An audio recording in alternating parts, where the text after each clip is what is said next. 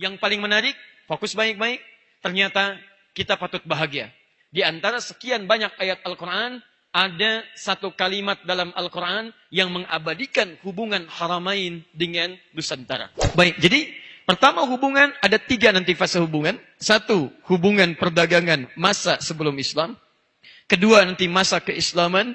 Dan yang ketiga, masa modern kekinian yang sebagian besar tadi sudah dibahas.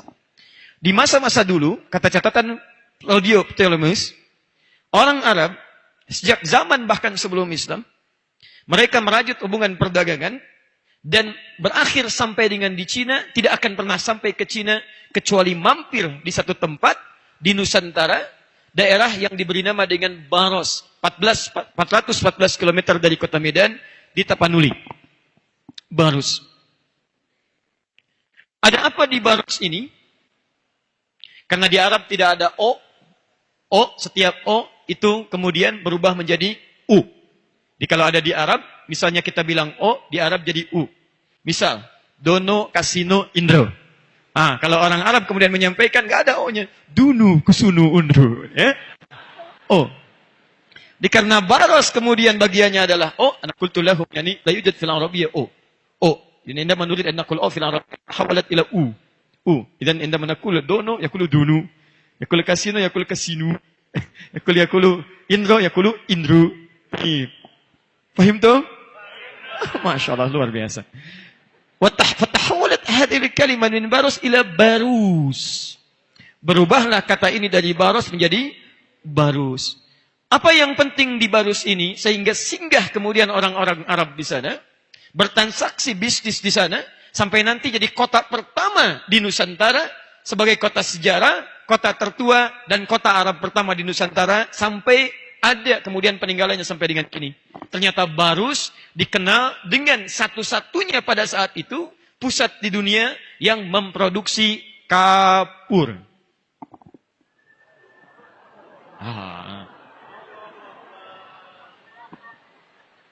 Kapur. Dari sini muncul istilah kapur, Barus. Lihat sini, fokus. Jadi istilah kapur dulu nggak akan ditemukan. Kapur bukan bahasa Arab, kapur bukan bahasa Yunani, kapur bukan bahasa Cina, kapur bukan bahasa Jepang. Kapur asli bahasa Nusantara, bahkan asli bahasa Indonesia sampai dengan kekinian.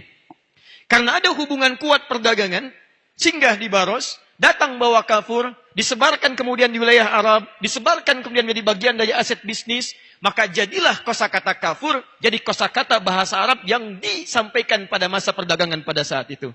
Maka jadilah kemudian kata yang diserap dari bahasa asing ke dalam bahasa Arab disebut dengan kalimah mu'arrabah.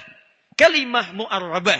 Asalnya kalimat asing diserap ke dalam bahasa Arab, jadi bahasa Arab, dan ketika disampaikan dengan menggunakan bahasa Arab, maka ditetapkanlah dalam kaidah sebagai bahasa Arab yang dibincangkan dalam setiap lisan orang Arab.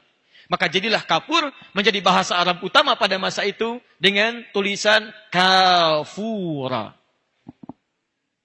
Masya Allah. Kafura. Kafur. Nanti saya berikan berita gembira pada Anda sekalian. Nanti di akhir saya sampaikan.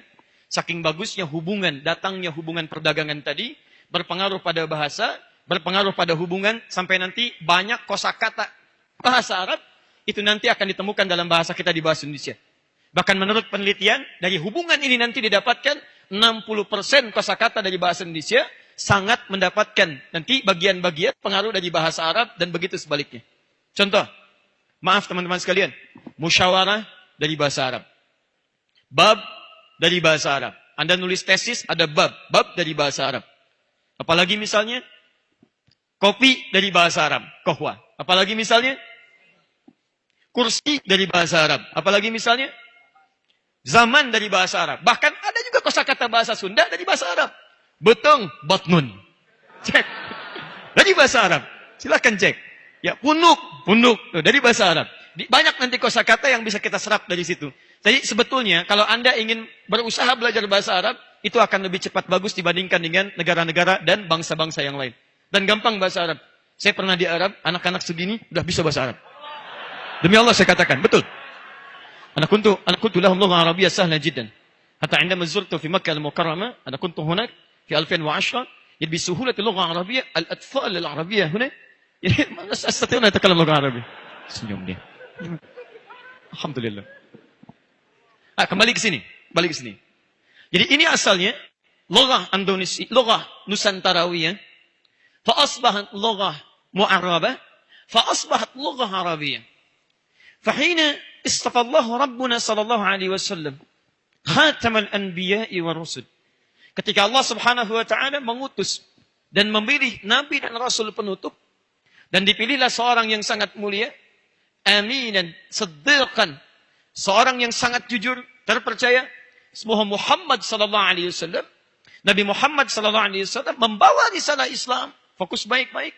Maka kemudian secara singkat berubahlah hubungan dari hubungan perdagangan, bisnis, alaqah tijariyah menjadi hubungan keislaman antara satu dengan yang lainnya. Yang paling menarik, ketika hubungan bisnis ini diterangkan di Quran, hubungan keislaman ini muncul disampaikan lewat ayat-ayat Quran melalui lisan Nabi Muhammad SAW. Yang paling menarik, fokus baik-baik, ternyata kita patut bahagia. Di antara sekian banyak ayat Al-Quran, ada satu kalimat dalam Al-Quran yang mengabadikan hubungan haramain dengan Nusantara. Yang mengabadikan hubungan bangsa Arab terdahulu dengan Nusantara. Yang mengabadikan orang-orang Islam dan kehidupan masa lalu dengan kehidupan sekarang. Apa kalimatnya? Quran surah ke-76 ayat yang kelima. فعندما تحولت العلاقة من العلاقة التجارية إلى العلاقة الإسلامية باستيفاء خاتم الأنبياء والرسل محمد صلى الله عليه وسلم فمن العجيب أن الله سبحانه وتعالى أظهر هذه العلاقة في القرآن الكريم بقوله في سورة الإنسان في الآية الخامسة فقال ربنا انظر إلى قوله إن الأبرار يشربون من كأس كان مزاجها كافورا. Sungguh kata Allah, orang-orang mulia itu, orang-orang baik itu nanti akan masuk surga, dan di surga kami akan berikan minuman yang termasuk minuman paling enak, wanginya sewangi kapur barus, dinginnya sedingin kapur barus, tapi rasanya tidak seperti kapur barus. Luar biasa. Kapur barus berubah jadi kamper. Bukankah kamper wangi? Saking wanginya, saking hebatnya, jangankan yang hidup, yang meninggal pun pengen pakai kamper. Silakan cek. Hampir tidak ada orang meninggal kecuali menginginkan ada kapur baru. Saking inginnya, saking wanginya, saking dinginnya. Kata Quran, nanti di akhirat, hei anda yang sering rihlah, hei anda yang sering melakukan hubungan bisnis, hei yang sering berdagang jauh-jauh sampai keluar Arab, sampai ke Nusantara, sampai mendapatkan kapur. Nanti di akhirat gak usah berlayar lagi.